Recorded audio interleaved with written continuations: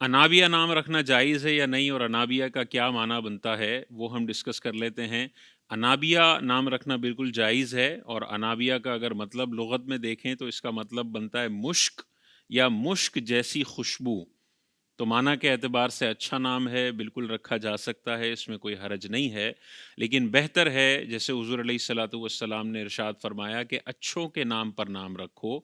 तो 1400 साल से बल्कि रूए ज़मीन पर जितनी भी अच्छी ख़वातीन हैं, नेक मुत्तक़िया ख़वातीन हैं, उनके नामों पर नाम रखना ये सबसे शानदार है। तो सहाबियात के नामों पर नाम रखना, अज़वाज मुतहहरात के नामों पर नाम रखना, हुज़ूर अलैहिस्सलातु वस्सलाम की अहले बैत के नामों पर नाम रखना, ये सबसे ज़्यादा शानदार और फ़ज़ीलत वाला अमल है।